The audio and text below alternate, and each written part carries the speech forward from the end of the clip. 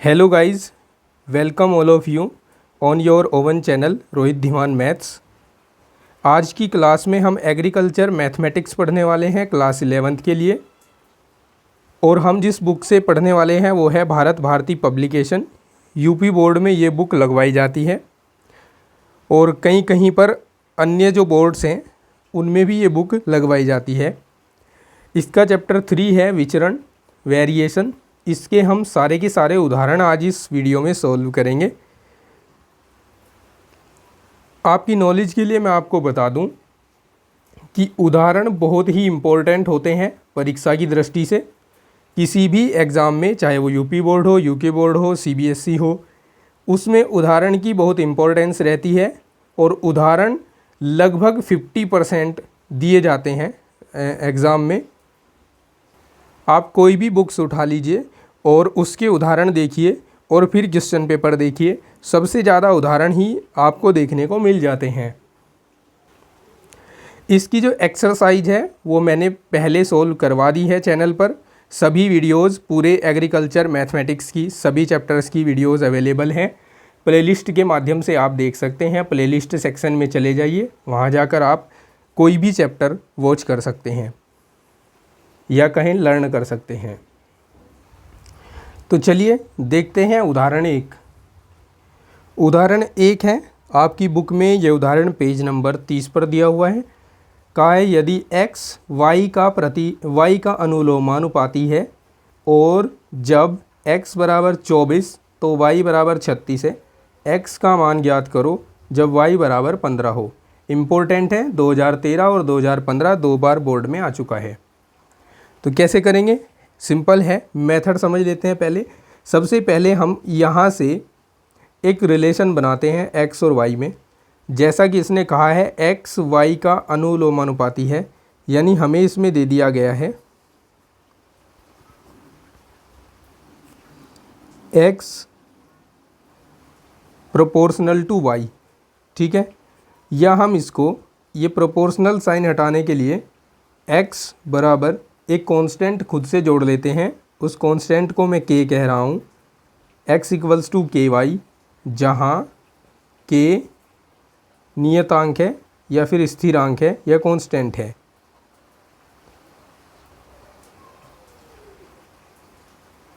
या फिर कहें k जो है वो अचर है।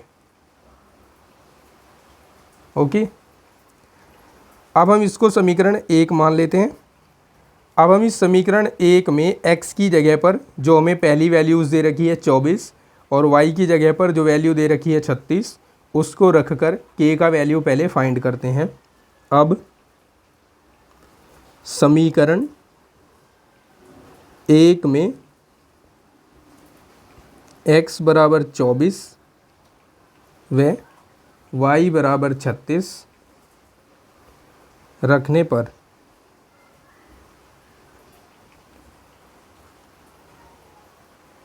चौबीस बराबर यहाँ रख रहा हूँ, बराबर आ गया, फिर k आ गया और गुणा y के स्थान पर 36 आ गया।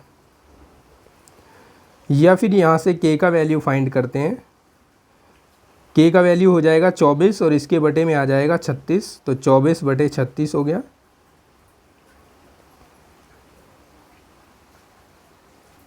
हम इसको 4 से डिवाइड कर सकते हैं। 4 सिंग 24 और 4 नम 36। फिर हम इसको 3 से डिवाइड कर सकते हैं। 3 दूनी 6, 3 तिया 9, यानी k का वैल्यू आ गया 2/3। अब ये k का वैल्यू हमें पुनः इस समीकरण 1 में रख देना है। अब समीकरण 1 से x बराबर हो जाएगा 2/3 गुणा y। ओके, अब हमें करना क्या है? नेक्स्ट स्टेप उठाना है। इसमें कहा है x का मान ज्ञात करो जब y बराबर 15 हो। तो अब जब y बराबर 15 है तब x बराबर होगा 2/3 गुणा, यहाँ y के स्थान पर 15 रख दीजिए। 3 से 15 को काट दीजिए, 5 बार कटेगा और 2 और 5 की गुणा करा दीजिए तो x का वैल्यू आएगा 10। x बराबर 10। ये हमारे इस क्वेश्चन के लिए आंसर होगा। ठीक है, तो आसान मेथड है, आसान क्वेश्चन है, कुछ कुछ ऐसा नहीं है कि सब आसान होंगे, एक दो आपको चैलेंज भी करेगा, लेकिन उससे घबराना नहीं है। उसका कॉन्सेप्ट पढ़ेंगे, जानेंगे और सीखेंगे। चलिए आगे बढ़ते हैं।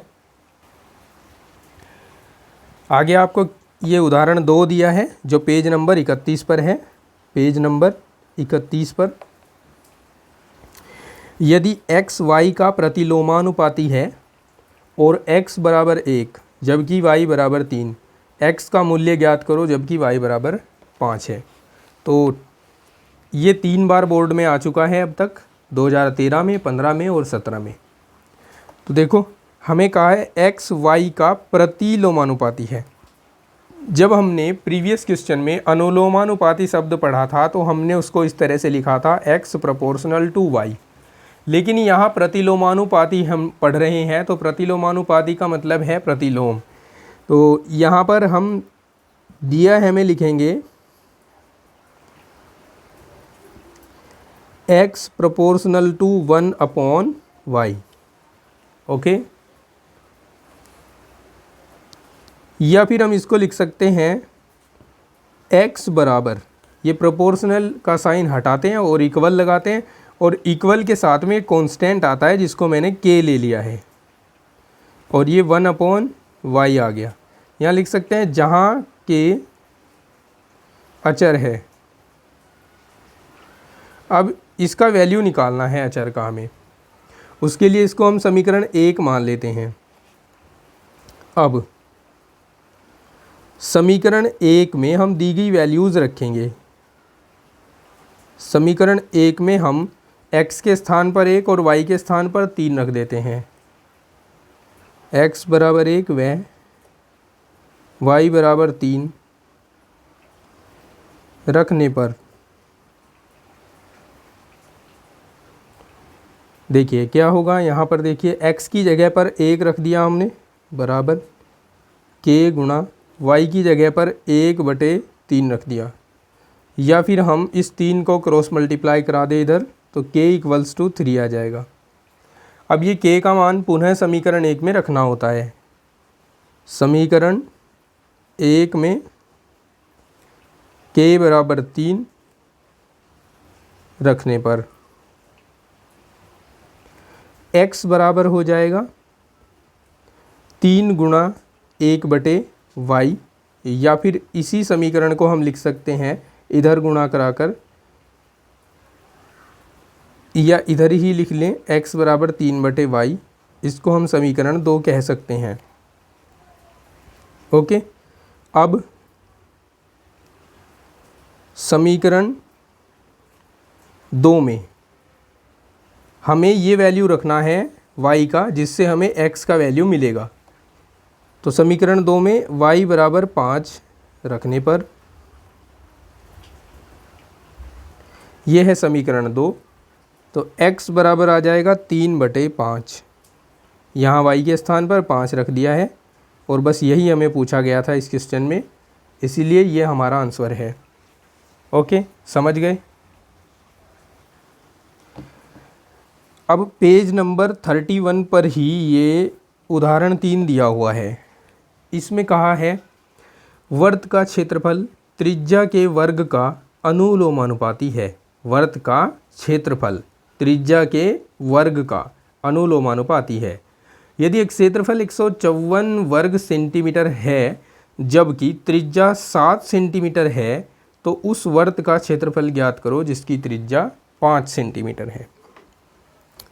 सिंपल क्वेश्चन है, देखिए कैसे करना है। सबसे पहले हम मान लेते हैं, माना वृत्त का क्षेत्रफल a तथा त्रिज्या r है, तब दिया है, हमें दिया हुआ है कि वृत्त का क्षेत्रफल त्रिज्या के वर्ग का अनुलोमानुपाती है। दैट मीन्स a जो है ना वो प्रोपोर्शनल टू r² होगा। ठीक है, या हम अब इसमें से ये प्रोपोर्शनल का साइन हटाए तो इक्वल लगाना पड़ेगा और एक कांस्टेंट के जोड़ना पड़ेगा अपनी तरफ से। ये इक्वेशन फर्स्ट हो गई। अब जब अक्ष क्षेत्रफल 154 है,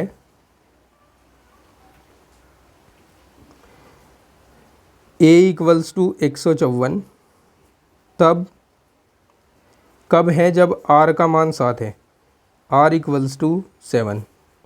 तो समीकरण 1 में ये दोनों वैल्यू रख देते हैं। समीकरण 1 से 154 बराबर k गुणा 7 का वर्ग, या फिर हम इसको लिख सकते हैं k बराबर 154 बटे 7 गुणा 7। ओके, अब हम 7 से इसे डिवाइड कर देते हैं। कितनी बार कटेगा? 22 बार कटेगा ना। तो k का वैल्यू आ जाएगा 22 बटा 7। ओके, अब ये k का वैल्यू हम पुनः यहाँ पर रख लेते हैं समीकरण 1 में। समीकरण 1 में k का मान रखने पर a बराबर हो जाएगा 22 बटे 7 इंटू आर स्क्वायर। ओके, अब हमें कहा जा रहा है, देखिए क्वेश्चन में, कि भाई उस वर्ग का क्षेत्रफल हमें ज्ञात करना है जिसकी त्रिज्या 5 सेंटीमीटर है। तो हम ये समीकरण 2 बना लेते हैं और इस समीकरण 2 में हम दी गई त्रिज्या को रख देंगे। अब समीकरण 2 में r बराबर 5 रखने पर, ठीक है, a बराबर हो जाएगा 22 बटे 7 गुणा 5 का स्क्वायर। a बराबर हो जाएगा 22 बटे 7 गुणा 25। ओके, और इसको गुणा करेंगे तो 22 पंजे 100, 110, 22 पंजे 110 हो जाएगा, और 22 दूनी 44, 44 और 10 हो गया, 44 और 11 हो गया 55। ठीक है, 22 पंजे 110 हासिल 11 गए, 22 दूनी 44 और 11 55 हो गए, बटे में 7 आ गया। ठीक है, अब हम इसको चाहे तो यहीं पर छोड़ सकते हैं, यहीं पर हम लिख दें कि ये वर्ग सेंटीमीटर आ गया है, या फिर हम इसको मिश्रित भिन्न में लिख सकते हैं। मिश्रित भिन्न में कैसे लिखा जाता है, देखिए 550 को 7 से भाग दीजिए, 7 7 49, यहाँ बच जाएंगे 6, 60 बच जाएंगे यहाँ पर, और 7 8 56, यहाँ 4 बच जाएंगे। अब हम इसको लिख सकते हैं 78 सहित 4 बटे 7। हम इसको लिख सकते हैं 78 सहित 4 बटे 7, या फिर ये आंसर हो सकता है वर्ग सेंटीमीटर में। ओके,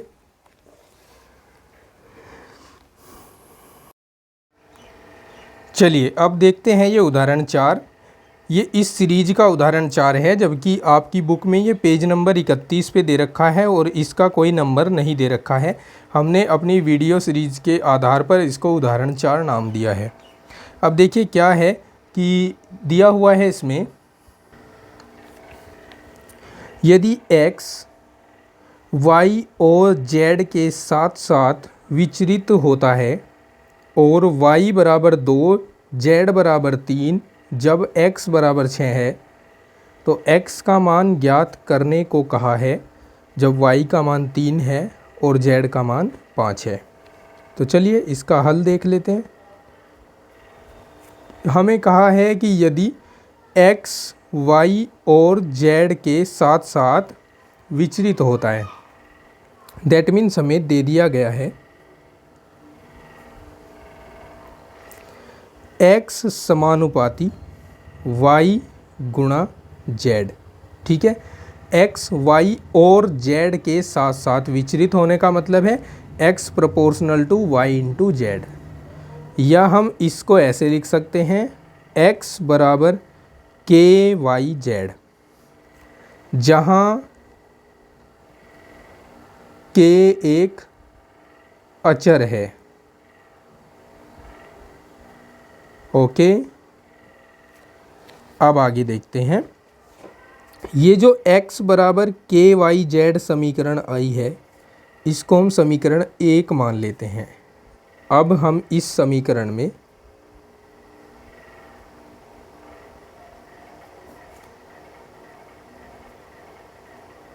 y बराबर 3 व z बराबर 5 रखते हैं, जो कि हमें यहाँ पर दिए हुए हैं, और रखते ही x का मान ज्ञात हो जाएगा।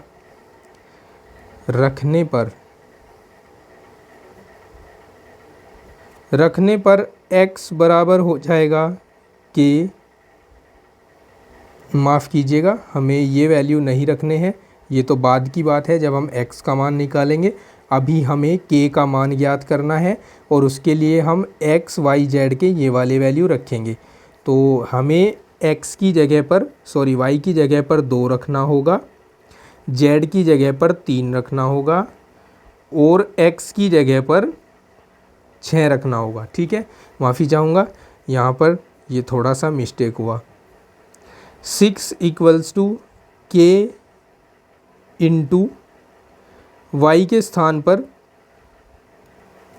यहाँ से रखेंगे वैल्यू 2 और z के स्थान पर यहाँ से रखेंगे वैल्यू 3। अब 6 = k इंटू, ये भी 6 हो जाएगा और 6 से 6 कटकर k का मान आएगा 1। ठीक है, अब k का मान 1 हम समीकरण 1 में रख देंगे। समीकरण 1 से x बराबर आ जाएगा 1 गुणा वाई जेड, या फिर हम इसको लिख सकते हैं x बराबर वाई जेड। ठीक है, इसको हम समीकरण 2 मान लेते हैं। अब ये जो x का मान हमें पूछा गया है, ये हम इस समीकरण से निकालेंगे जब हम इसमें y का मान 3 रख दें और z का मान 5 रख देंगे। तो समीकरण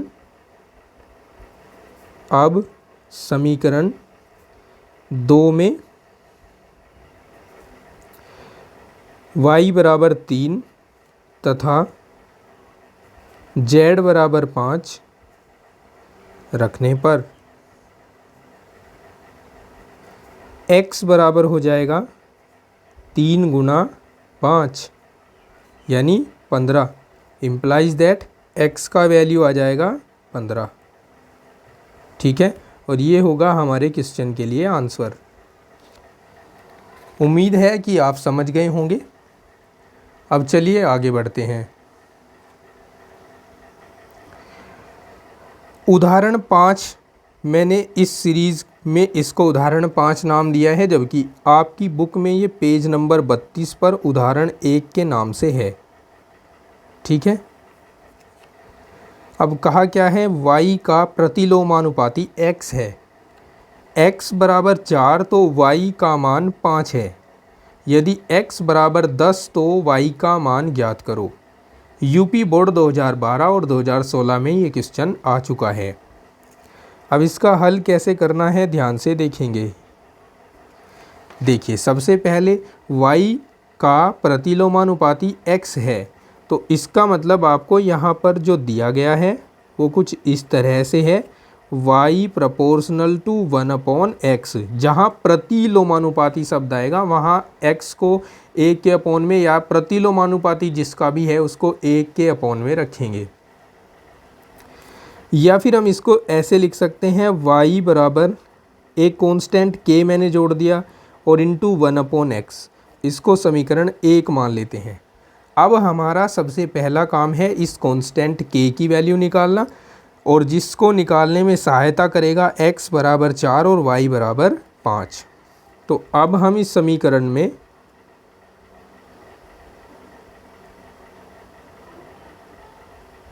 x बराबर 4 तथा y बराबर 5 रख देंगे।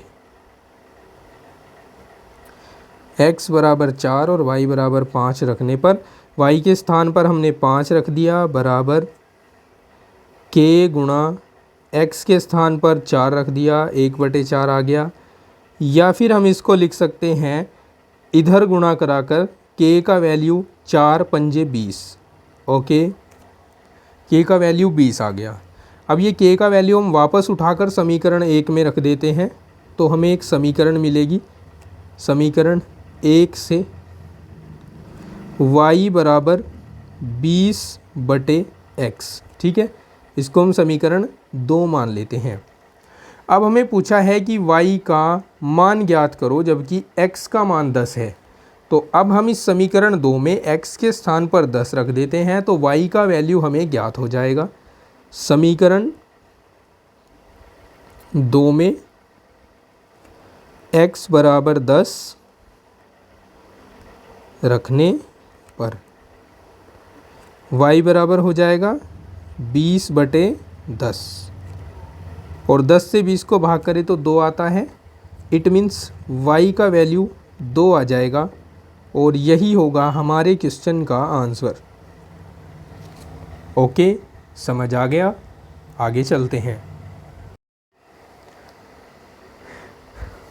देखिए, अब है ये उदाहरण 6। आपकी बुक में ये उदाहरण पेज नंबर 32 पर दिया हुआ है और इसको उदाहरण 2 के नाम से दे रखा है। अब इसको पढ़ते हैं। देखिए क्या है हमारे पास। a b के वर्गमूल के व्युत्क्रम के अनुसार परिगमित होता है और जब b बराबर 4 हो तो a बराबर 5 होता है। जब b बराबर 25 हो तो a का मान ज्ञात करो और जब a बराबर 20 हो तो b का मान ज्ञात करो। सबसे पहले हमारे लिए इम्पोर्टेंट है ये देखना कि हमें दिया क्या गया है। हमें दिया हुआ है a b के वर्गमूल के व्युत्क्रम के अनुसार परिगमित होता है। देखो b जो है ना, इसका वर्गमूल होगा √b और इसका व्युत्क्रम होगा 1/√b। अब जो a है ना वो इसके प्रोपोर्शनल में है। ओके, तो हमने लिख दिया a परिगमित हो रहा है b के वर्गमूल के व्युत्क्रम के अनुसार। या हम यहाँ प्रोपोर्शनल का साइन हटाएं तो हमें एक कांस्टेंट वैल्यू जोड़नी होगी जिसको मैं k रख लेता हूँ और k की 1 के साथ गुणा डायरेक्टली करा रहा हूँ तो k/√b हो जाएगा। ओके, समझ गए ना? ये समीकरण 1 मान लेते हैं। अब हम सबसे पहले इस k का वैल्यू निकालेंगे। b बराबर 4 और a बराबर 5 रखकर इस समीकरण 1 में। समीकरण 1 में b बराबर 4 व a बराबर 5 रखने पर a के स्थान पर 5 रख दिया बराबर k एज इट इज रहा। b के स्थान पर 4 रख दिया तो मुझे मिल गया 5 बराबर k/2 क्योंकि 4 का वर्गमूल 2 होता है। 2 को इधर गुणा करा दिया तो k का मान आ जाएगा 5 दूनी 10। ये k का वैल्यू निकला। ओके, अब ये k का वैल्यू फिर से समीकरण 1 में रखकर समीकरण 2 बना लेते हैं। समीकरण 1 से a बराबर हो जाएगा 10/√b। ओके, इसको हमने समीकरण 2 मान लिया। अब हम इस समीकरण की सहायता से b का मान, पहले इसको देखिए, a का मान ज्ञात करेंगे जब b 25 होगा। तो लिखेंगे जब b बराबर 25 है तब समीकरण 2 से a बराबर आएगा 10 बटे, यहाँ b के स्थान पर 25 रख दीजिए। 25 का वर्गमूल 5 होता है, 5 दूनी 10 हो जाएंगे तो a का वैल्यू 2 आएगा। ठीक है, ये इस क्वेश्चन का फर्स्ट आंसर आता है। 2 आंसर आएंगे इसके। एक और आएगा जब a का मान 20 लिया जाएगा तो b का मान पूछेगा कितना आ रहा है। तो लिखेंगे जब a बराबर 20 तब फिर समीकरण 2 का यूज करेंगे। समीकरण 2 से यहाँ रख देंगे, सॉरी यहाँ रख देंगे 20 बराबर 10/√b, ठीक है। या इसको इससे काटिए, 2 बार कटेगा, 10 दूनी 20, ओके। और या हम इसको उल्टा करके लिख सकते हैं 1/2 बराबर √b। देखिए यहाँ पर हम इसको लिख सकते हैं 1/2 बराबर √b। रेसिप्रोकल कर दिया हमने, इनका उल्टा कर दिया। अब मुझे तो b का वैल्यू चाहिए, b के ऊपर स्क्वायर रूट लगा हुआ है, तो मुझे इसका स्क्वायर रूट हटाने के लिए स्क्वायर करना पड़ेगा। तो दोनों ओर वर्गमूल कर देते हैं, दोनों ओर वर्गमूल, सॉरी वर्ग करते हैं, वर्गमूल तो ऑलरेडी है। वर्ग करने पर 1/2 का वर्ग 1/4 हो जाएगा और √b का वर्ग b हो जाएगा। इम्प्लाइज दैट b का वैल्यू आएगा 1/4 और ये हमारे इस क्वेश्चन का सेकंड आंसर होगा। ओके, समझ आ गया? आगे चलते हैं। देखिए मैंने इसे उदाहरण 7 लिखा है अपनी इस क्लास के अकॉर्डिंग, जबकि आपकी बुक में ये पेज नंबर 32 पर दिया हुआ है और इसको कहा गया है उदाहरण 3। ओके, अब पढ़ते हैं इसको। ये है क्या? यदि x y का अनुलोमानुपाती है और z का प्रतिलोमानुपाती है। सबसे पहले इसी बात को हम लिख देते हैं और इस बात को हम लिखेंगे दिया है में। हमें दिया गया है x y का अनुलोमानुपाती है, x प्रोपोर्शनल टू y, तथा हमें दिया गया है कि x z का प्रतिलोमानुपाती है, that means x proportional to 1/z, ठीक है। अथवा हम ये भी कह सकते हैं इन दोनों को कंबाइंड करके, भाई x y के प्रोपोर्शनल है और x 1/z के प्रोपोर्शनल भी है, तो x प्रोपोर्शनल टू y गुणा 1/z, या फिर हम लिख सकते हैं x प्रोपोर्शनल टू y/z। अब अगर हम ये प्रोपोर्शनलिटी का साइन हटाएं तो हम लिखेंगे x बराबर k गुणा y/z। It is equation first. Okay, अब हमें ये दी गई 3 वैल्यूज़ यूज करके इस कांस्टेंट k का वैल्यू ज्ञात करना है। तो समीकरण 1 में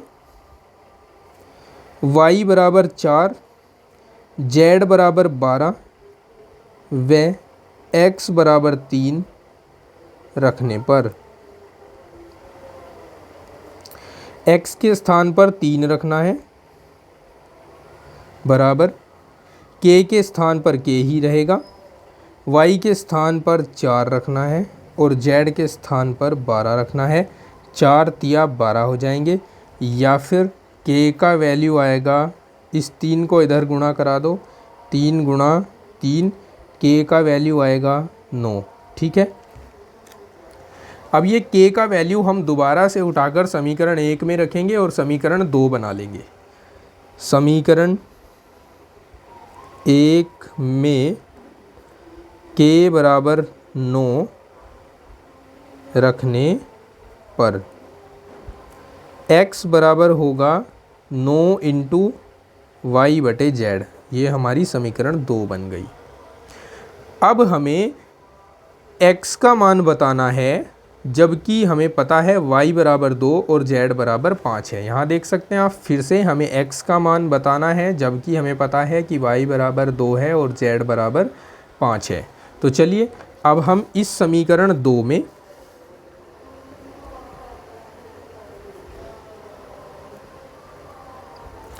y बराबर 2 व z बराबर 5 रख देते हैं।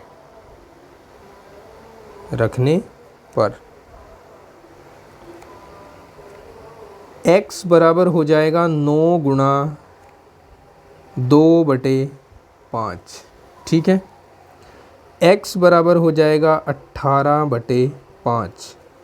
अब 18 को अगर 5 से भाग कराएं तो 5 तिया 15 3 बार चलेगा, नीचे 3 बच जाएगा, तो इसको हम लिख सकते हैं 3 सहित 3/5। तो इसको हम 3 सहित 3/5 लिख सकते हैं और इसको हम आंसर लिख देंगे। ठीक है, ये आंसर आया है x का। ओके, समझ गए ना कंप्लीट क्वेश्चन कैसे सोल्व हुआ है। चलिए आगे बढ़ते हैं और नेक्स्ट एग्जाम्पल को सोल्व करते हैं। अब आपके सामने बुक का टॉपिक 3.6 है, जिसको मैंने उदाहरण 8 नाम दिया है। ये पेज नंबर 32 पर ही आपको मिलेगा और इसमें आपको कहा गया है यदि x प्रोपोर्शनल टू y है और y प्रोपोर्शनल टू z है तो x प्रोपोर्शनल टू z हमें सिद्ध करना है। ठीक है, यानी x y के अनुसार विचलित होता है, y z के अनुसार विचलित होता है, तो सिद्ध करना है ये x z के अनुसार भी विचलित होगा। ठीक है, तो चलिए सबसे पहले हमें दिया हुआ है x प्रोपोर्शनल टू y और y प्रोपोर्शनल टू z, अथवा हम ये प्रोपोर्शनलिटी हटाएंगे और इसकी जगह इक्वलिटी लगाएंगे। यहाँ हमने इक्वल लगा दिया, एक कांस्टेंट k1 ले लिया इंटू वाई, वह यहाँ भी y बराबर k2 इंटू जेड ले लिया। ओके, अब मुझे इसको समीकरण 1 मान लेना है और इसको समीकरण 2 मान लेना है और सिद्ध करना है कि x z के भी प्रोपोर्शनल होगा। ये सिद्ध करने के लिए हम समीकरण 2 से y का मान समीकरण 1 में रख देते हैं। समीकरण 2 से y का मान समीकरण 1 में रखने पर x बराबर होगा k1 इंटू k2z। ठीक है, ये y के स्थान पर k2z रख दिया है। अब देखिए, चूँकि k1 भी कांस्टेंट है, k2 भी कांस्टेंट है और दोनों की गुणा भी एक कांस्टेंट ही आएगा, तो हम इसकी जगह पर k इंटू जेड रख सकते हैं और यहाँ बता सकते हैं कि जहाँ ये जो k है ना वो k1 गुणा k2 के बराबर है। ओके, अब हम जब प्रोपोर्शनलिटी का साइन हटाते थे तो इक्वल्स टू लगाकर एक कांस्टेंट जोड़ते थे, तो हम अब अगर हमें ये इक्वल्स टू हटाना है तो इसके साथ वाला कांस्टेंट हटाना होगा और प्रोपोर्शनल का साइन लगाना होगा, तो x प्रोपोर्शनल टू z लिख देना है और यही हमें इसमें प्रूव करना था। ओके, समझ गए ना। अब देखिए ये टॉपिक 3.7 है और जो आपकी बुक में पेज नंबर 33 पर दे रखा है और कहा है कि यदि x proportional to y z तो y proportional to x upon z और z proportional to 1 upon x upon y, यानी अगर x जो है ना वो समानुपात में है या विचरण करता है y z के साथ, तो हमें दिखाना है y विचरण करेगा x अपॉन z के साथ और z विचरण करेगा x अपॉन y के साथ। ठीक है, तो शुरू करते हैं। मैंने इसे उदाहरण 9 लिखा है। अब इसको सबसे पहले हम शुरू करते हैं, दिया है से हमें दिया हुआ है x proportional to y z। ठीक है, x को हटाकर मैं एक कांस्टेंट जो कि जोड़ता आ रहा हूँ शुरू से ही k, वो मैंने जोड़ दिया यहाँ पर। ओके, अब ये समीकरण 1 हो गई। अब मुझे क्या करना है, y को प्रोपोर्शनल दिखाना है x अपॉन z के, तो मैं y को इधर ही रहने देता हूँ, बाकी इन दोनों को दूसरी साइड पे पहुँचा देता हूँ।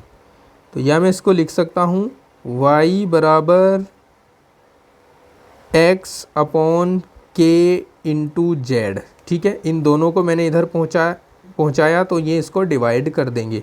y बराबर मैं इसको लिख सकता हूँ 1/k into x upon z. और अब देखिए, एक जो होता है ना वो एक कांस्टेंट वैल्यू होता है, एक अचर होता है, और k भी एक कांस्टेंट वैल्यू है।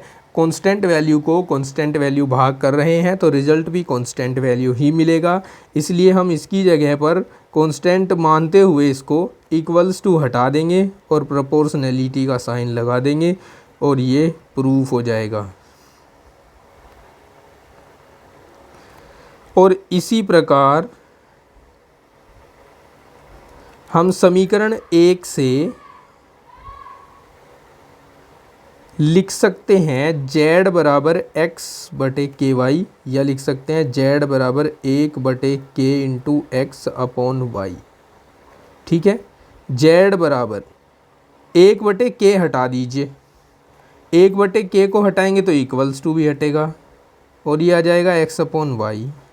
ठीक है, z proportional to x upon y, ये हो गया प्रूव्ड इसका। ओके, अब ये टॉपिक 3.8 है जो पेज नंबर 33 पर दे रखा है।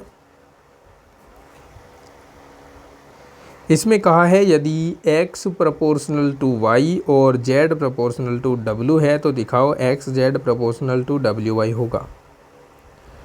मैंने इसे उदाहरण 10 नाम दिया है। तो मुझे दिया गया है x समानुपाती y है, व z समानुपाती w है और सिद्ध करना है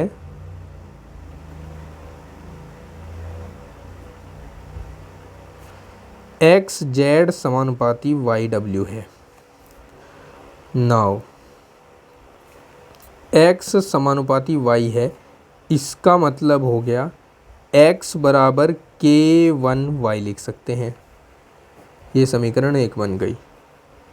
और चूंकि z समानुपाती w है, इसका मतलब z बराबर k2w लिख देंगे। ये समीकरण 2 हो गई। समीकरण 1 और 2 को गुणा करवा देते हैं। समीकरण 1 को समीकरण 2 से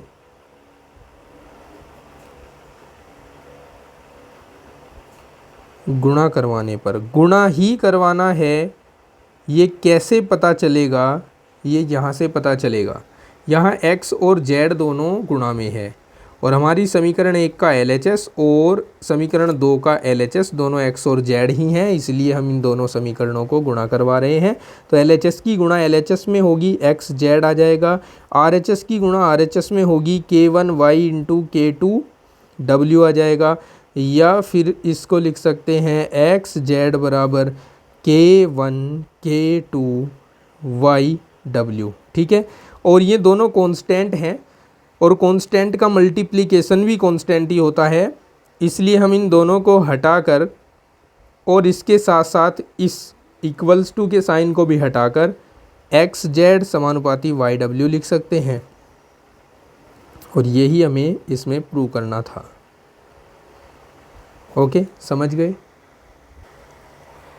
चलिए अब हम समझते हैं ये टॉपिक 3.9, ये भी पेज नंबर 33 पर ही आपको दिया गया है। और इसमें कहा गया है कि यदि x प्लस वाई समानुपाती हो x माइनस वाई के तो सिद्ध करो x square plus Y square समानुपाती एक्स वाई के है।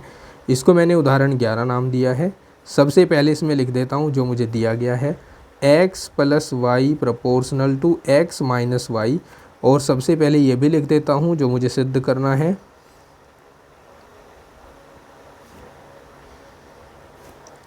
X square plus Y square समानुपाती एक्स वाई। ओके, अब चूंकि x प्लस वाई समानुपाती है x माइनस वाई के, या फिर हम इसको लिख सकते हैं x प्लस वाई बराबर है k into x minus y के।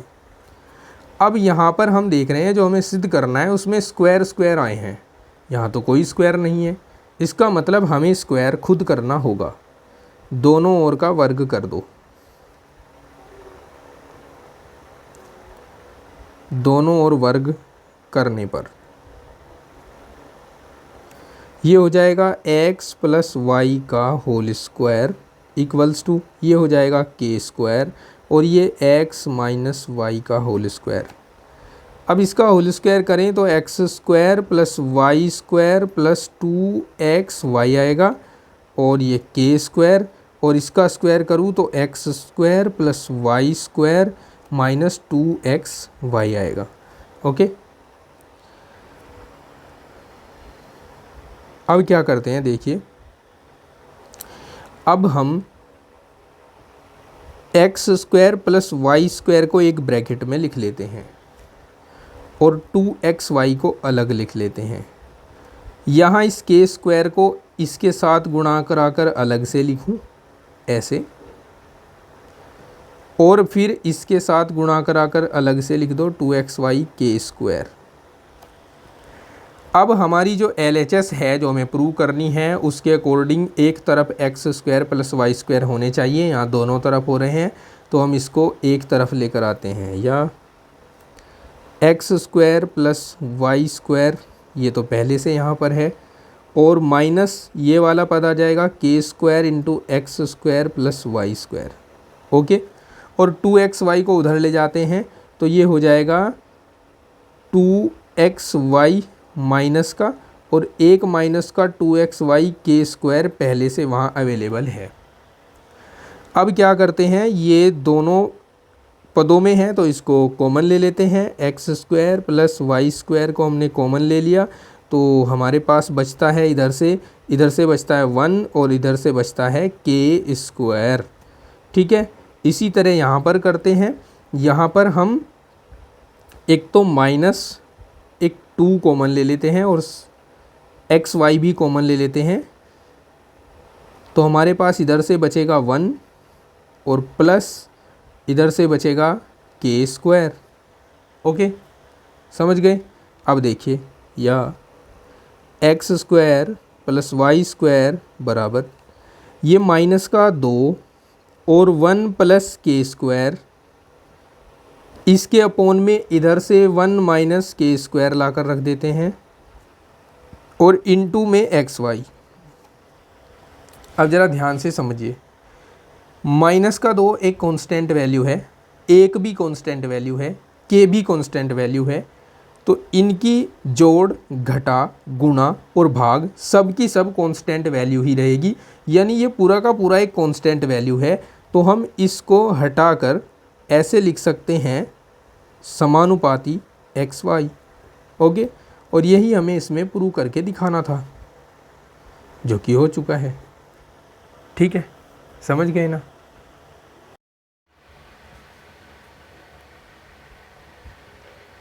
चलिए देखिए, अब ये उदाहरण 12 जो कि टॉपिक 3.10 है, यानी 3.10 कह सकते हैं इसको, और ये पेज नंबर 33 पर ही दिया हुआ है।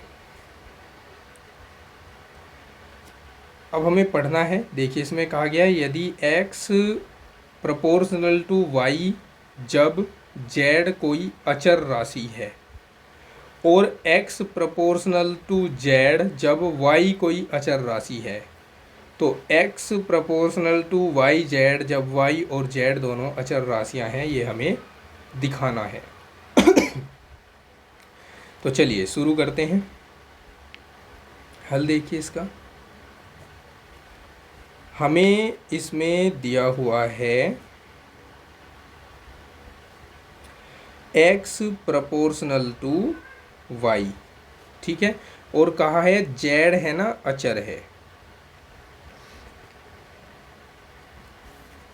या हम इसको लिख सकते हैं x बराबर k1y, इसको हमने कह दिया समीकरण 1। तथा हमें ये भी दिया गया है कि x प्रोपोर्शनल टू z जहाँ y अचर है, यानी y का कोई लेना देना नहीं है इसके साथ, यहाँ z से कोई लेना देना नहीं था, तो x इक्वल्स टू k2z हम इसको लिख सकते हैं। ये समीकरण 2 हो गया। ठीक है, अब हमें सिद्ध क्या करना है कि हमारे पास जो ये x है ना, ये y और z दोनों के समानुपाती है। ठीक है, ठीक है,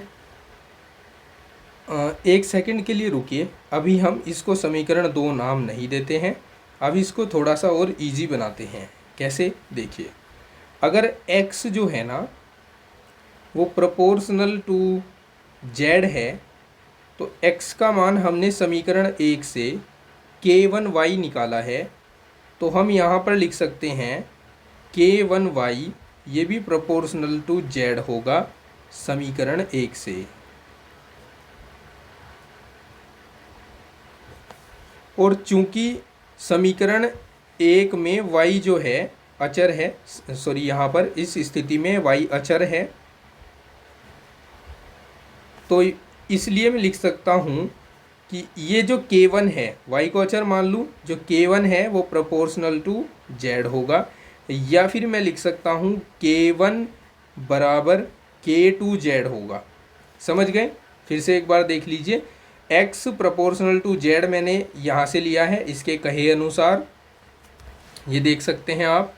अब इसके कहे अनुसार x प्रोपोर्शनल टू z जो है, x की जगह पर हम समीकरण 1 से x का वैल्यू रख सकते हैं।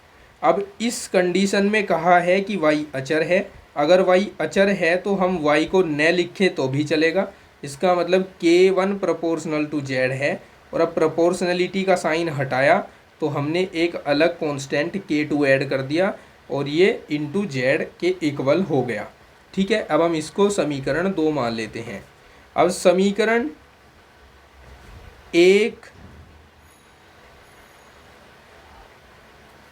में k1 बराबर k2z रख देते हैं।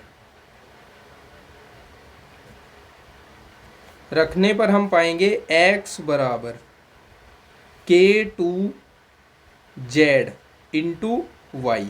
ओके, ये y एज इट इज बना रहा है यहाँ पर। अब x, ये k2 जो है ना वो कांस्टेंट है, तो कांस्टेंट और इक्वल दोनों को हटा देंगे, y z दोनों की गुणा करा कर लिख देंगे, और यही हमें इसमें सिद्ध करना था, जो कि हो चुका है प्रूव्ड। ओके, देखिए अब ये उदाहरण 13 जो आपकी बुक में पेज नंबर 34 पर उदाहरण 2 के नाम से, उदाहरण 1 के नाम से दिया गया है। पेज नंबर 34 पर उदाहरण 1 के नाम से ये दिया गया है। इसमें हमसे कहा है कि a प्रोपोर्शनल टू b और b प्रोपोर्शनल टू c, तो सिद्ध करो कि a plus b plus c proportional to root of a b plus root of b c plus root of a c. UP board 2006 और 2011 में पूछा गया question है। चलिए हल करते हैं। वी हैव, हमारे पास क्या क्या अवेलेबल है, a प्रोपोर्शनल टू b। ठीक है, समीकरण 1 कह दीजिए इसको, b प्रोपोर्शनल टू c। समीकरण 2 कह लीजिए इसको। समीकरण 1 और 2 को ध्यान से देखिए। समीकरण 1 व 2 से अगर a b के प्रोपोर्शनल है और b c के प्रोपोर्शनल है, तो इसका मतलब a c के भी प्रोपोर्शनल होगा, a प्रोपोर्शनल टू c। ये समीकरण 3 हो गई।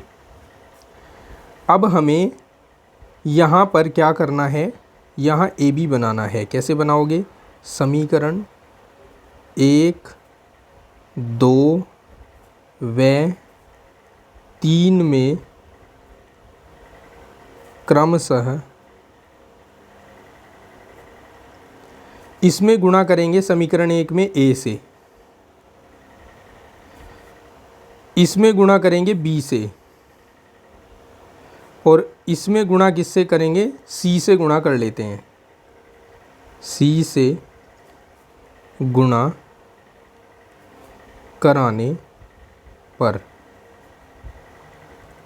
समीकरण 1 में a से गुणा कर रहे हैं, इसलिए यहाँ बन जाएगा a स्क्वायर समानुपाती ए बी। ठीक है, ये बन जाएगा b स्क्वायर समानुपाती बी सी, और ये बन जाएगा ए सी समानुपाती सी स्क्वायर। ओके, या इसको मैं ऐसे भी लिख सकता हूँ, दोनों ओर का स्क्वायर रूट ले लूँ तो a समानुपाती अंडर रूट ए बी, इसको समीकरण 4 कह देते हैं। इसको ऐसे लिख सकते हैं b समानुपाती अंडर रूट BC, इसको समीकरण 5 कह देते हैं। या इसको ऐसे लिख सकते हैं, दोनों ओर का स्क्वायर रूट लेंगे तो c समानुपाती अंडर रूट AC, इसको समीकरण 6 कह देते हैं। अब समीकरण देखिए क्या करेंगे हम, जैसा कि हमें प्रूव करना है a प्लस बी प्लस सी, तो हमारे पास यहाँ है a, b और c। हम इन तीनों समीकरणों को अगर जोड़ दें तो हमारा रिजल्ट जो है वो बनकर आ जाएगा। तो समीकरण 4, 5 व 6 को जोड़ने पर आ जाएगा a plus b plus c, LHS LHS में जुड़ेगी और प्रोपोर्शनल टू RHS RHS में जुड़ेगी, under root AB plus under root BC plus under root AC। ठीक है, और यही हमें इसमें प्रूव करना था, जो कि हो चुका है। अब ये देखिए उदाहरण 14, ये आपकी बुक में पेज नंबर 34 पर उदाहरण 2 के नाम से पाया जाएगा। इसमें कहा है यदि a स्क्वायर समानुपाती हो BC के और b स्क्वायर समानुपाती हो AC के तथा c स्क्वायर समानुपाती हो AB के, तो परिनमन स्थिरांकों के बीच संबंध स्थापित कीजिए। अब ये परिनमन स्थिरांक क्या होंगे, ये कांस्टेंट वैल्यू होंगी जो हम खुद से लेंगे। जैसे दिया है हमें a स्क्वायर समानुपाती BC, कोमा b स्क्वायर समानुपाती CA, कोमा c स्क्वायर समानुपाती AB।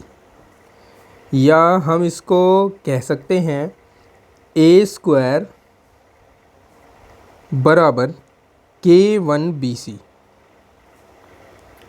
ठीक है, और इसको कह सकते हैं, यहाँ मैं 3 कॉलम बना देता हूँ अलग से, इसको कह सकते हैं b स्क्वायर बराबर K2CA, और इधर मैं कह सकता हूँ c स्क्वायर बराबर K3 इंटू AB। ओके, यहाँ से K1 का वैल्यू निकालूँ तो इसको मैं लिख सकता हूँ K1 बराबर a स्क्वायर अपॉन BC। यहाँ से लिख सकता हूँ K2 बराबर b स्क्वायर अपॉन CA, और यहाँ से लिख सकता हूँ K3 बराबर c स्क्वायर अपॉन AB। ठीक है, अब यहाँ अगर हम ध्यान से देखें, ऊपर a स्क्वायर है, b स्क्वायर है, c स्क्वायर है, और नीचे अगर मैं इनकी गुणा कराऊँ तो b स्क्वायर भी बन जाएगा, c स्क्वायर भी बन जाएगा, a स्क्वायर भी बन जाएगा। तो दैट मीन्स मुझे इस K1, K2 और K3 की गुणा करा देनी है। इसको समीकरण 1 कह देते हैं, इसको 2 कह देते हैं, इसको 3 कह देते हैं। तो समीकरण 1 गुणा 2 गुणा 3 से K1, K2, K3 की गुणा कराएंगे तो K1, K2, K3 ही आएगा। यहाँ a स्क्वायर अपॉन BC आ जाएगा, गुणा b स्क्वायर अपॉन CA आ जाएगा, गुणा c स्क्वायर अपॉन AB आ जाएगा। ओके, तो इसको मैं a square b square c square गुणा करा कर लिख रहा हूँ। यहाँ a 2 बार आया है इसलिए a स्क्वायर लिख दिया, b 2 बार आया है इसलिए b स्क्वायर लिख दिया, c 2 बार आया है इसलिए c स्क्वायर लिख दिया। ये दोनों एक दूसरे से कट गए और वैल्यू आ गई 1। तो हम कह सकते हैं K1, K2, K3 तीनों की गुणनफल जो है ना वो 1 के बराबर होगा, और यही संबंध है K1, K2, K3 के बीच में। ठीक है, समझ आया? तो चलिए अब देखिए ये उदाहरण 15 जो आपकी बुक में पेज नंबर 34 पर उदाहरण 3 के नाम से दिया हुआ है। इसमें कहा है यदि x square plus Y square अनुलोमानुपाती हो x square minus Y square के, तो सिद्ध करो कि x अनुलोमानुपाती होगा y के। तो हमें जो दिया है उसको हम नोट कर लेते हैं। X square plus Y square समानुपाती X square minus Y square, या फिर हम इसको लिख सकते हैं x square plus Y square बराबर एक कांस्टेंट के ऐड कर लेते हैं x square minus Y square, या हम इसको लिख सकते हैं x square plus Y square बराबर के की गुणा दोनों के साथ करा दो के एक्स स्क्वायर माइनस के वाई स्क्वायर, या हम इस के एक्स स्क्वायर को लेफ़्ट हैंड साइड में ले आते हैं तो माइनस के एक्स स्क्वायर लिख सकते हैं, और इस वाई स्क्वायर को राइट हैंड साइड में ले जाते हैं तो माइनस का वाई स्क्वायर लिख सकते हैं। या फिर अगर हम यहाँ से एक्स स्क्वायर को कॉमन ले लें तो ये 1 माइनस के बचेगा, और इधर से वाई स्क्वायर को कॉमन ले लें तो ये माइनस के माइनस 1 बचेगा, वाई स्क्वायर को ले लिया कॉमन। ठीक है,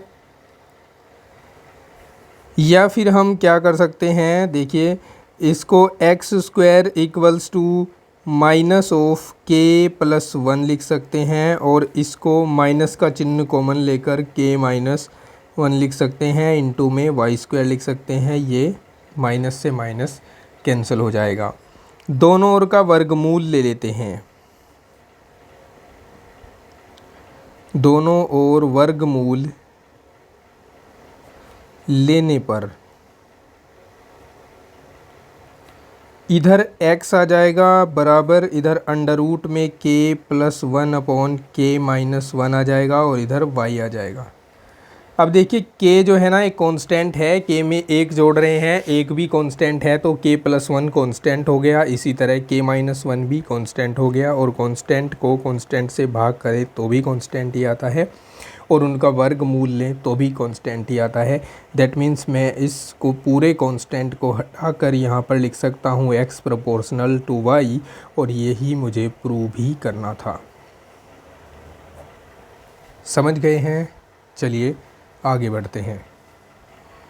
अब ये है उदाहरण 16 जो आपकी बुक में पेज नंबर 35 पर उदाहरण 4 के नाम से दिया गया है। ओके, तो इसको सोल्व करना है। देखिए कैसे सोल्व करेंगे। सबसे पहले हमें जो दिया हुआ है उसको लेकर चलते हैं। हमें दिया है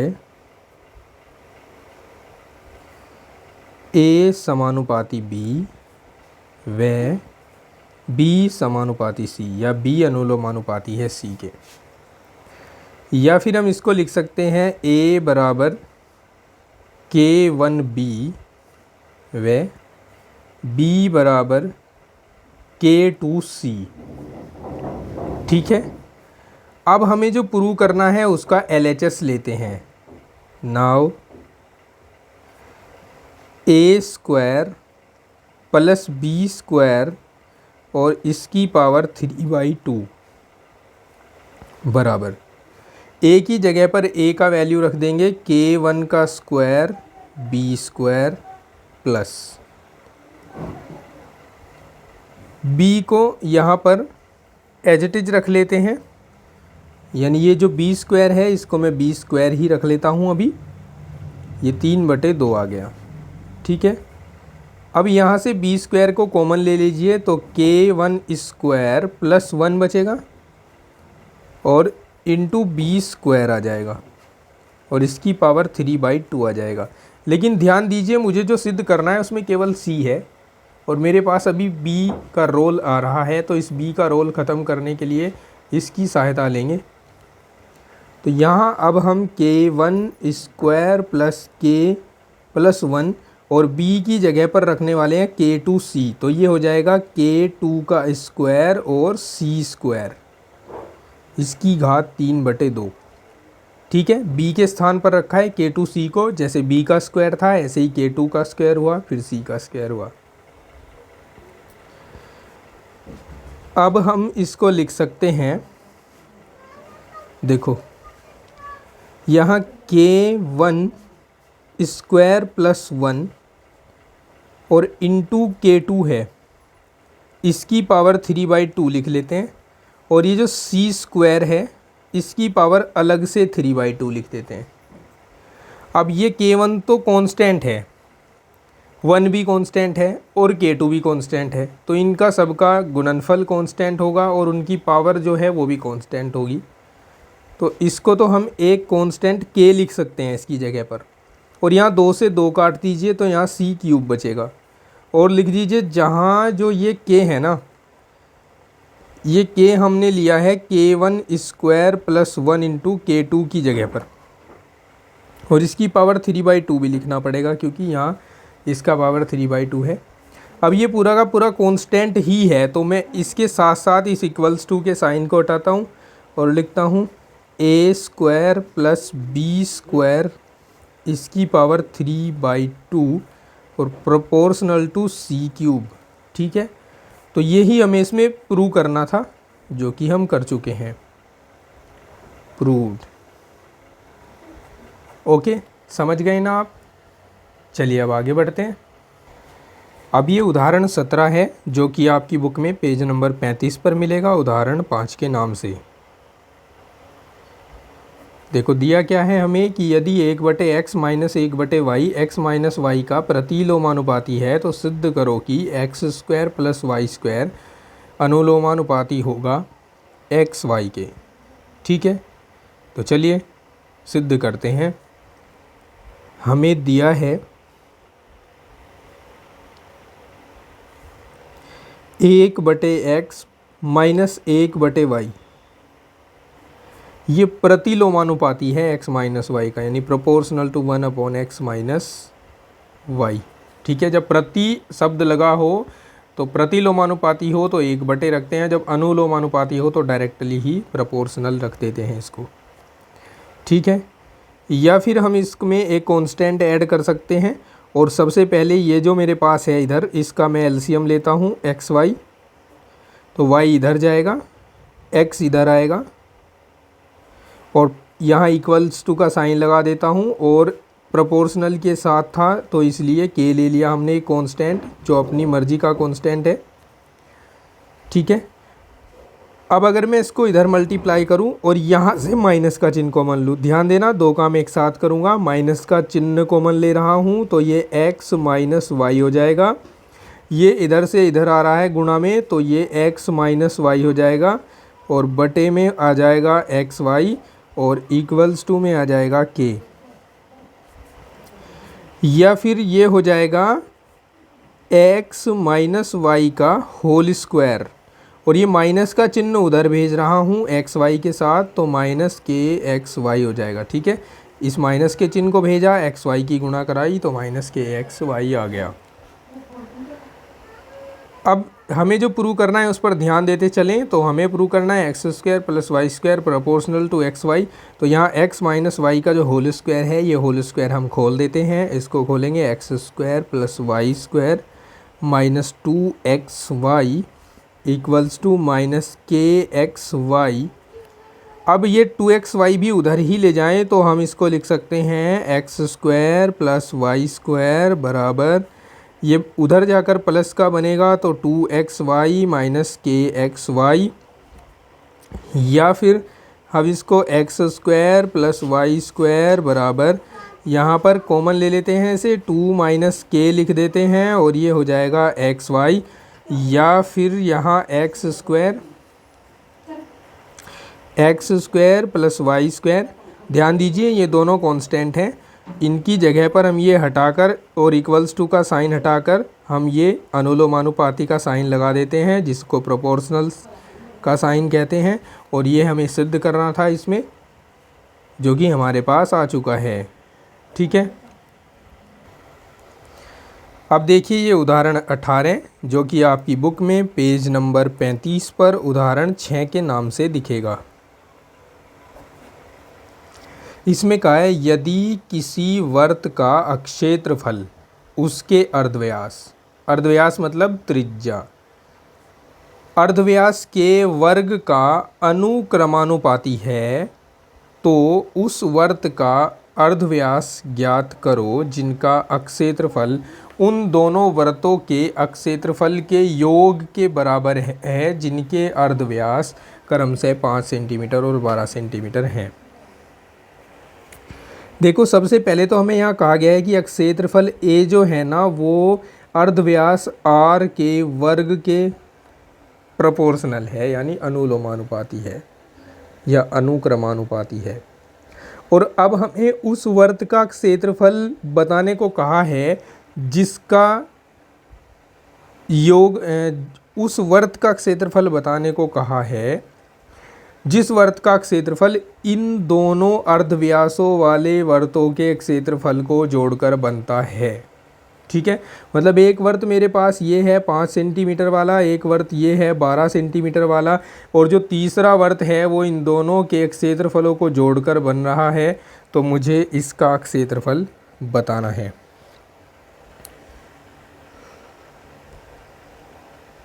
अर्धव्यास बताना है।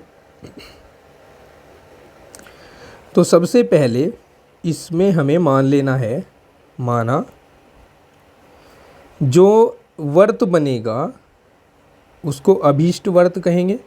जो हमें चाहिए इसमें अभीष्ट वर्त का क्षेत्रफल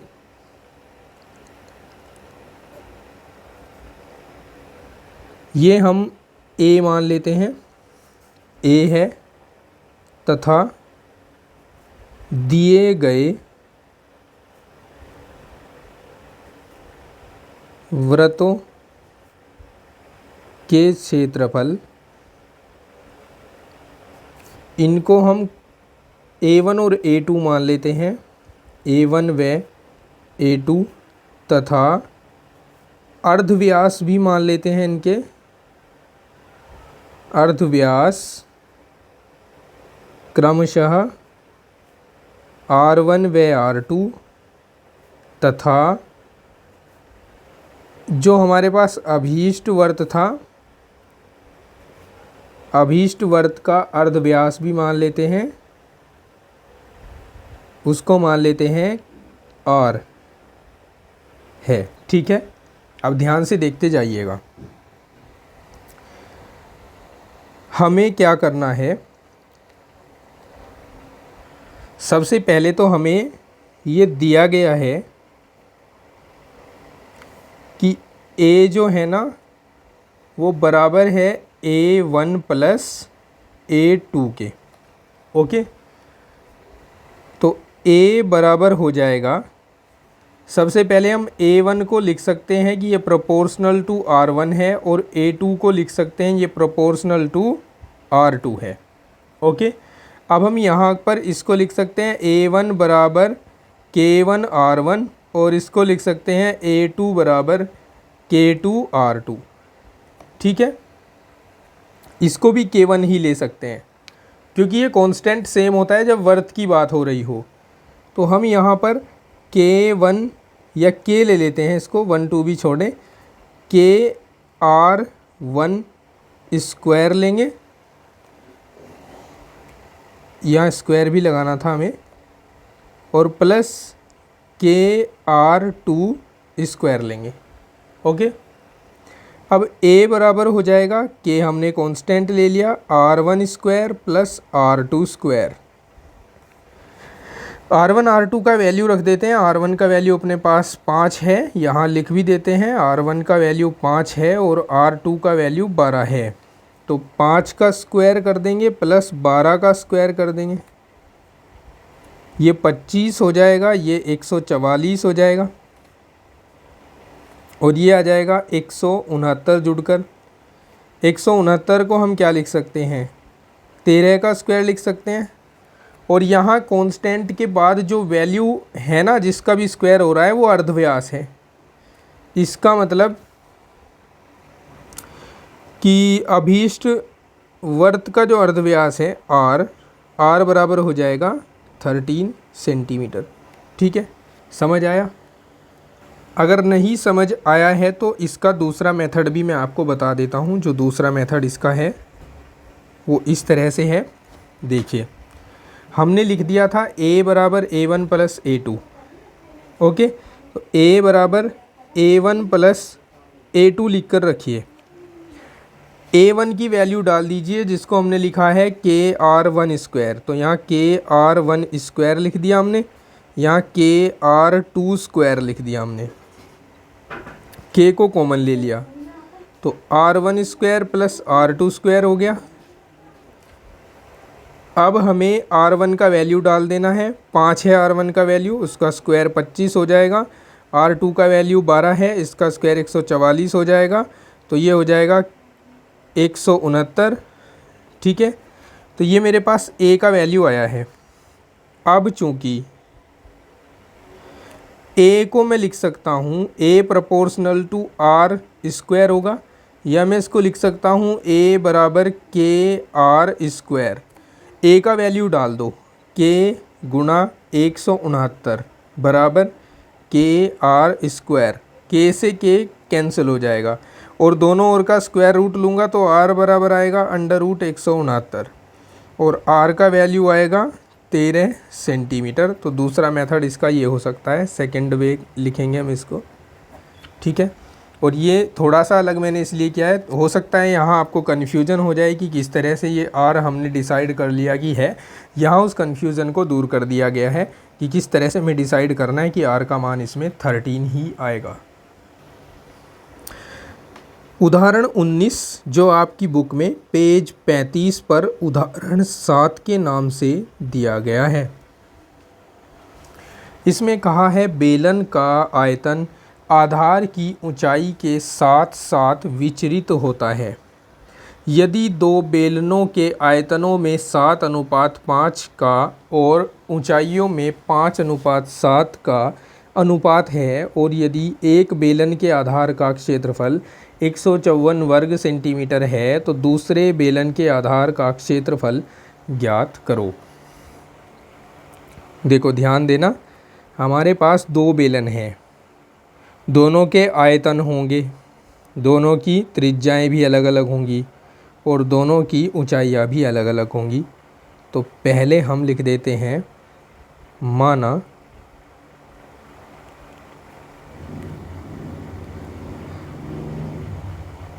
दो बेलनों के आयतन क्रमशः V1 व V2, त्रिज्याएं क्रमशः R1 व R2 तथा ऊंचाइयां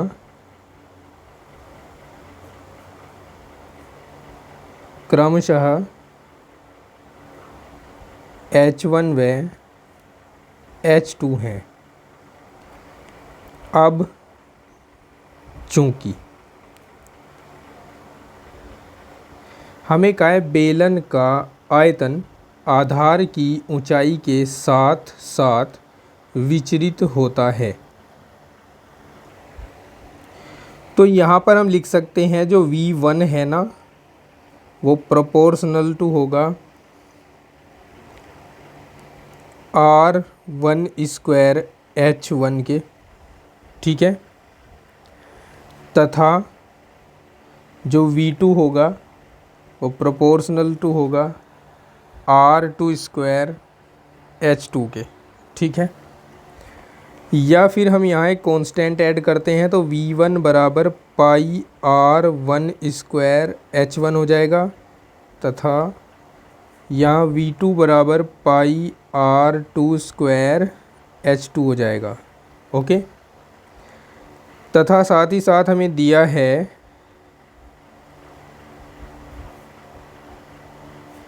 पहले बेलन के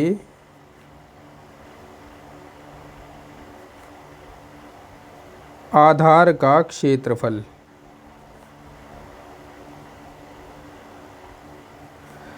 पाई R1² जो हमें 154 के बराबर दिया हुआ है। तो यहाँ से हम चाहें तो R1 का वैल्यू ज्ञात कर सकते हैं। यहाँ से हम R1 का वैल्यू निकालें तो R1 स्क्वायर बराबर होगा 154 बटे पाई, यानी 154 बटे 22 बटे 7, 22 सत्ते 154 होगा। R1 का स्क्वायर आ जाएगा 49 और R का वैल्यू आ जाएगा 7, क्योंकि 49 का वर्गमूल 7 होता है। और हमें इसमें जो पता लगाना है, ज्ञात करना है, हमें ज्ञात करना है इसमें दूसरे बेलन के आधार का अक्षेत्रफल। दूसरे बेलन के आधार का अक्षेत्रफल, यानी पाई R2 स्क्वायर का पता लगाना है कितना होगा। तो हमें सीधे सीधे से यहाँ पर R2 का वैल्यू चाहिए। तो नाउ वी हैव, हमें और भी इसमें कुछ दिया हुआ है, उसको भी देख लेते हैं।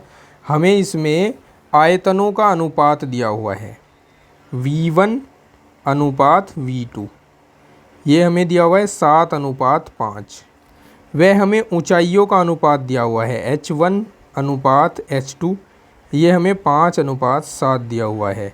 या हम इसको लिख सकते हैं V1 बटे V2 बराबर 7/5 व H1 बटे H2 बराबर 5/7। अब देखिए, यहाँ हमने V1 को पाई R1 स्क्वायर H1 लिखा था, V2 को पाई R2 स्क्वायर H2 लिखा था। हम इन दोनों को अपॉन में रख देते हैं। Now V1 upon V2 equals to pi R1 square H1 upon pi R2 square H2। Pi से पाई कट जाएगा। V1 बटे V2 का वैल्यू हमारे पास 7/5 है, रख देते हैं यहाँ पर, बराबर R1 के स्थान पर R1 का वैल्यू रखेंगे जो कि 7 है, यहाँ पर हमने 7 रख दिया। R2 के स्थान पर R2 को ही रखेंगे। H1 बटे H2 के स्थान पर 5/7 रख सकते हैं। देखिए, इस 7 से इस वाले 7 का स्क्वायर यानी एक पावर हट जाएगी। या हम इसको लिख सकते हैं, इस R2 स्क्वायर को इधर गुणा करा दो, यानी क्रॉस मल्टीप्लिकेशन करा दो इनका।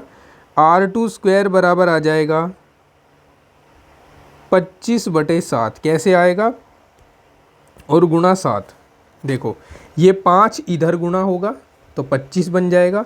ये 7 ऑलरेडी यहाँ पर है और ये वाला 7 इधर जाकर भाग हो जाएगा। ठीक है, अब 7 से 7 कट गया तो R2 बराबर आ गया √25 और R2 का मान आ जाएगा 5।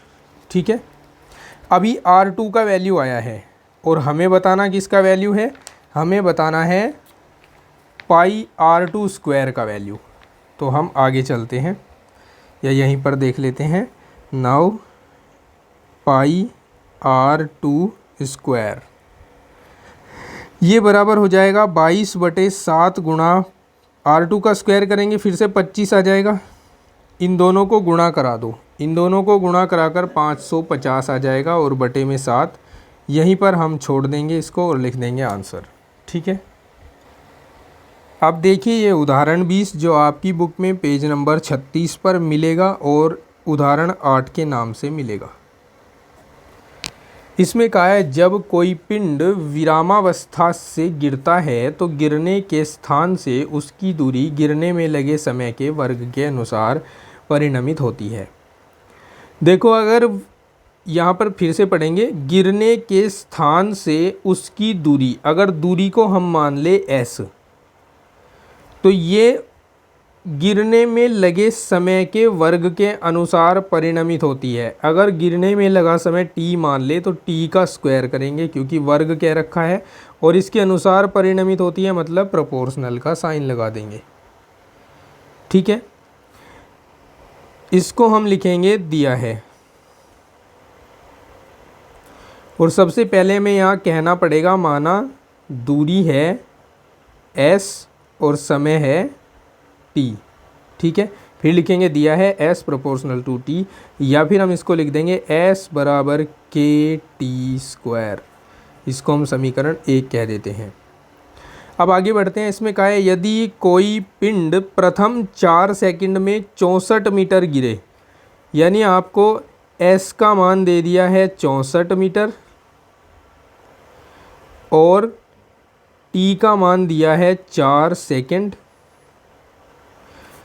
ये आप दिया है, मैं लिख लो। अब इनको समीकरण 1 में रखो और कांस्टेंट k का वैल्यू निकालो। तब समीकरण 1 से 64 बराबर k गुणा 4 का स्क्वायर, 64 बराबर k गुणा 16 आ जाएगा, 16 चौका 64 होंगे तो k का वैल्यू 4 आ जाएगा दोस्तों। अब k का वैल्यू 4 जो आया, इसको फिर से समीकरण 1 में रखेंगे। समीकरण 1 से s बराबर आ जाएगा 4t स्क्वायर। अब कहा है वह 90 सेकंड में कितना गिरेगा, तो 90 सेकंड में वह कितना गिरेगा, इसके लिए आपको पहले 8 सेकंड तक वो कितना गिरा ये पता करना पड़ेगा, और फिर 9 सेकंड तक वो कितना गिरा ये पता करना पड़ेगा, और फिर 9 सेकंड वाली डिस्टेंस में से 8 सेकंड वाली डिस्टेंस घटा देनी है। ठीक ऐसे ही अगर पिंड यहाँ से यहाँ तक गिरा 9 सेकंड में, तो 9 सेकंड में वो यहाँ आया, 8 सेकंड में मान लीजिए वो यहाँ से यहाँ तक गिर रहा था, 8 सेकंड में यहाँ से यहाँ तक, और 9 सेकंड में वो यहाँ से यहाँ तक गिरा, तो 90 सेकंड में पूछा है, यानी वो बाद वाला सेकंड पूछा है आपको, ये वाला हिस्सा कि इस हिस्से में वो कितना गिरा।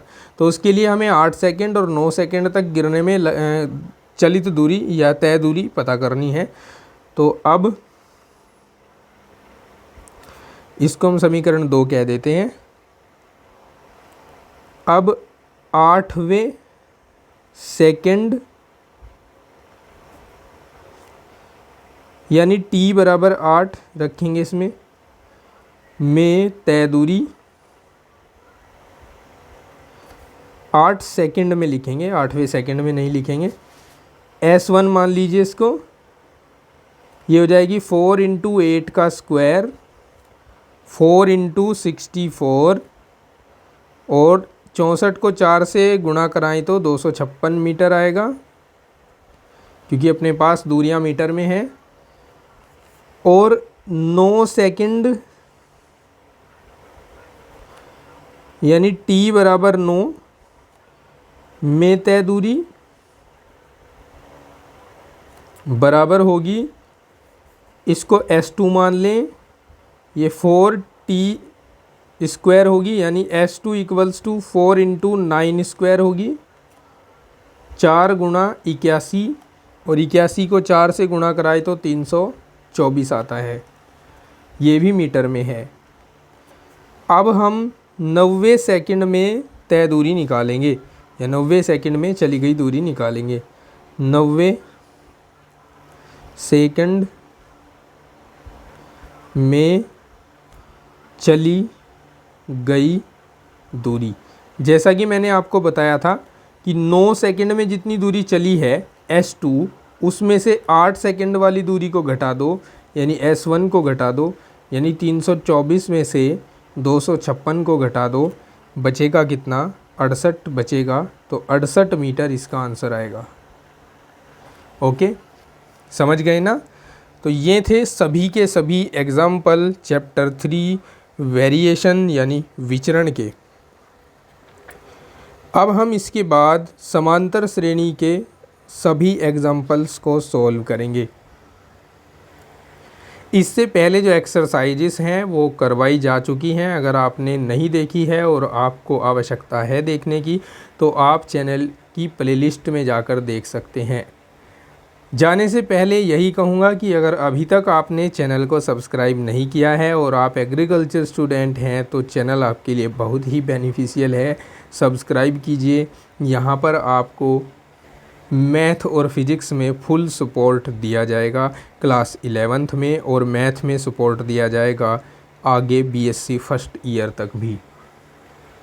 तो आज के इस वीडियो में इतना ही, मिलते हैं नेक्स्ट वीडियो में। तब तक के लिए अपना ख्याल रखिए, take care, bye bye, have a nice day.